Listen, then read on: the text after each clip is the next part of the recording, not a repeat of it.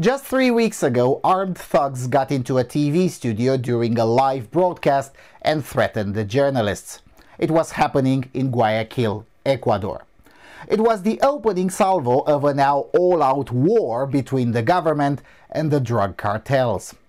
At the time, I was still weighing options for this tour after I had already announced that I want to go to Ecuador and Colombia. Surely this shortened my planning period. So I appeal to you to send me to the two most contrasting neighboring countries in Latin America. Colombia, which has been at peace for several years after a very long war with the drug cartels and Marxist guerrillas, and Ecuador, which has long been at peace and is now getting into what Colombia got over with. Let's explore.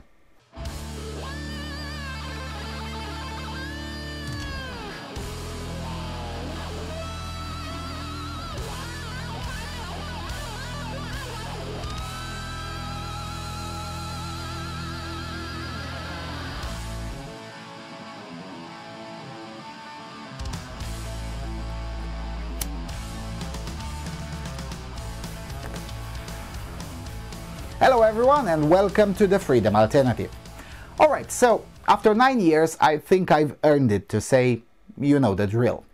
I modeled this tour more or less on the last year's tour because it's logistically similar, kinda far away in countries that are difficult to navigate, with the mention that in this case navigating between cities is even more complicated than it was in Laos and Cambodia.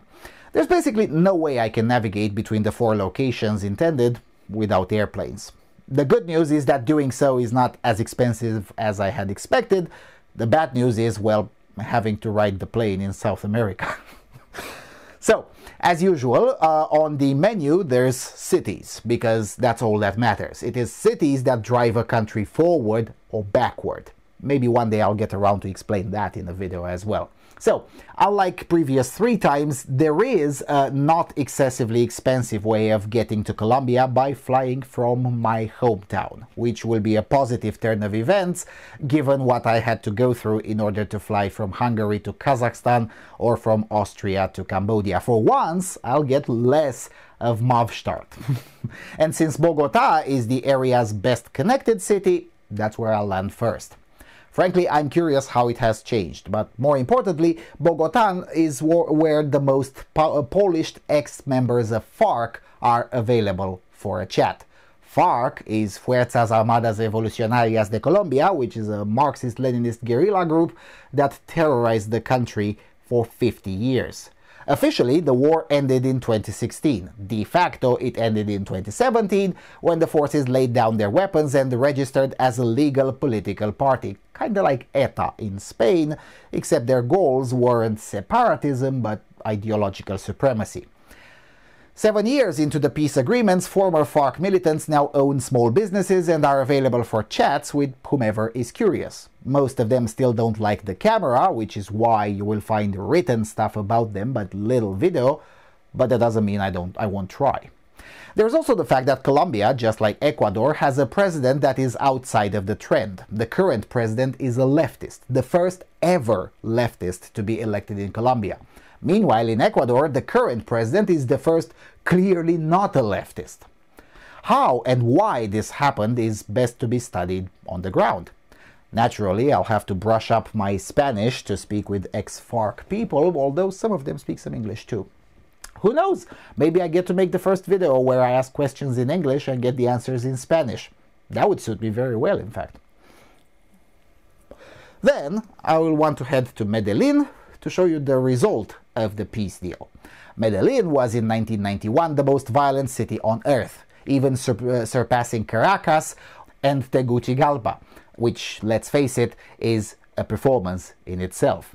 At the time, the epicenter of drug violence in Latin America was Ciudad Juárez in Mexico.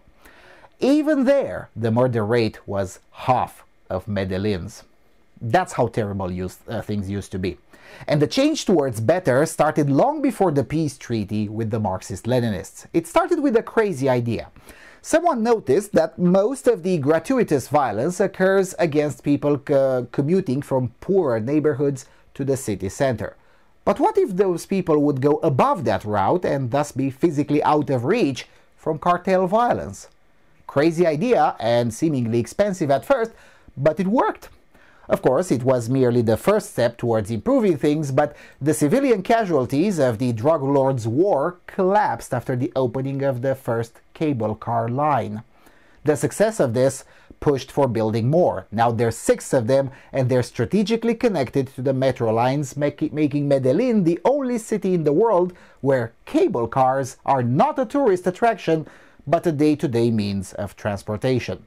The initial reason for them is no longer there, as the city is now very safe overall, but the fact that they're still cheap to run and much cleaner than other forms of public transport means they're there to stay. So there's a lot to unpack in Medellin. For the fellow train autists, there's plenty of that as well, and for my American friends, Medellin is a city that North American city planners should really take a look into, given that so many cities in the US are now where Medellin was in the mid-1990s. Car-centric, brutally violent, nameless, faceless, aimless, and with no community. And all living under a de facto curfew because of the violence. Medellin managed to turn that around, and in the process proving that a terrible city doesn't have to stay terrible. It is a political choice. And by the way, they did this mostly without getting into huge debt. It was expensive, but nowhere near as expensive as it's often quoted in the English language media, mostly as a cope for why North American cities can't be decent. So yeah, in the capital city I'll gather the story, and in Medellin I want to exemplify the story for you. Then there's Ecuador. Here, also 2 cities, the most important ones politically speaking, the capital city Quito and the coastal city of Guayaquil. There's 3 stories I will seek in Ecuador should you choose to fund this tour. 1. The illegal immigration hub to the United States, most of it going on in Quito, and contrary to popular opinion, it's not dangerous to look into this topic. It's just tiresome because it involves not just going to Quito, but going to the less beautiful areas of the capital city. This is somewhat connected to the ending of the troubles in Colombia. A lot of the cartels moved their operations in Ecuador, including the people trafficking operations. The most interesting part of this, should you choose to fund this tour, will be if I manage to talk with some of the Chinese immigrants. Of the mainstream outlets, only CNN managed to stumble upon them, but only ask them dull questions. I will want to ask plainly, why leave the wonders of CCP to risk ending up in Ecuador or in some ditch on your way to the United States of America? Well, of course, I'll phrase it in a nicer manner should I get the opportunity, but the point remains. The existence of illegal Chinese migrants risking everything to get to the US via the land route that starts in Ecuador is an interesting phenomenon in and of itself. The second story I want to pursue will, of course, be the story that's all over the news right now, which is the war between the government and the cartels. It's what I was speculating last month before the onset of the violence. There is a Bukele effect all over Latin America, but will this work in Ecuador? Well, unironically, let's explore. I've never been to Ecuador, so it will be a bit of a surprise to me as well, although not that big of a surprise because I will have help. One of the people I've been working with for over a decade, long before this channel was even a theoretical idea, happens to live in Guayaquil, and he already agreed to walk me through. Maybe he'll agree to appear on camera too, although, knowing Mr. M, he might not. Still, Guayaquil is the epicenter. It's where this current episode of violence in Ecuador started from. Basically, Ecuador was the beacon of peace and tranquility in the region until 3 weeks ago. Although, to be fair, this was bubbling up beneath the surface for several years now. And should you choose to fund this endeavor, I'll be able to find out how this evolved without the think tank filter. Because the mainstream outlets, again with the surprising exception of CNN, once or twice, all the others basically gave you the government's position and analysis by specialized think tanks with an axe to grind. But how is this seen at a street level? Well, let's explore. And finally, the third story I want to cover is the dollarization of Ecuador. With President Javier Milei talking in all seriousness about abolishing the Argentinian peso and replace it with the US dollar, many have called this policy radical, but it's really not radical. Ecuador is not a country known for right-wing pro-capitalist politics, quite the opposite. They're not Venezuela, sure, but if they'd been in Europe, they'd be Portugal, a country that really doesn't have a decent or visible form of right-wing politics, and no, Chega doesn't count. Ecuador is building one right now, but historically it was a country that ran on generic center-left policy as an absolute rule. And yet, they adopted the US dollar as the national currency, not now, but almost a quarter of a century ago. So, how did that go?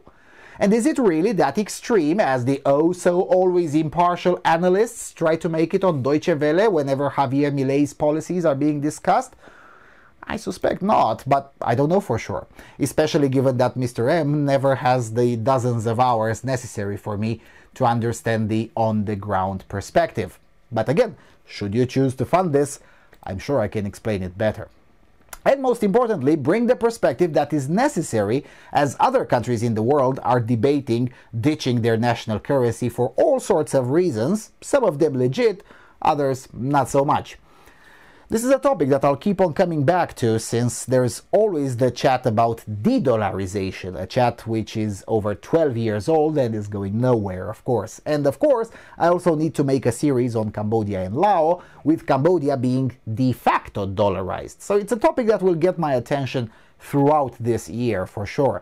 But it's also a topic that would get better coverage should you choose to fund this tour. All right? So, there is a link in the description detailing the exact costs and monitoring the progress, but the short version is this. I need $3,200 at the minimum, of which $2,000 needs to be raised by the end of June, so that will be 4 months from now. After all these years, I think I earned the credibility that I do fulfill my promises, albeit slowly. So, if you find value in the stories that I propose from Colombia and Ecuador, then go ahead and pitch in a shekel. Or even better, consider becoming a member of the donor circle, where you get to take a peek into the backroom operations, watch the videos long before they're published, propose new ones, and sometimes watch in real time how they're being constructed. Of course, as usual, if the goal isn't met in due time, I'll cancel the activity and use the funds for one of the many other activities or acquisitions that are in waiting. If the activity becomes untenable due to external circumstances, I will do like I did in 2020, postpone and hold a vote among donors on what to do. In fact, in 2020, I was able to get best of both worlds. Donors voted to do Sweden instead, so I did that. But those who voted to stay course with Central Asia still got their wish only 2 years later. In short, we'll figure something out together if something weird happens. Something like, I don't know, the security situation deteriorating too much too fast in Ecuador. Now, while that's a real possibility, it's still a very small one. And don't forget that I have a very high tolerance for shady security situations. After all, I did Zimbabwe when everyone advised against it, and went to Ukraine during wartime several times already, so the security situation would have to deteriorate to Iraq levels for me to cancel on these grounds. So, long story short, send me to the old and the new home of the drug cartels. Keep in mind that this is the minimum. If your support is bigger than the minimum, like it was in the last 3 attempts, I'll add more stuff, though not new cities, because really the logistics are a nightmare, so adding new cities would be significantly more expensive. So yeah, with all of that being said, thanks for watching, and send me to the drug cartels, send me to Latin America. I will see you all soon on the Freedom Alternative.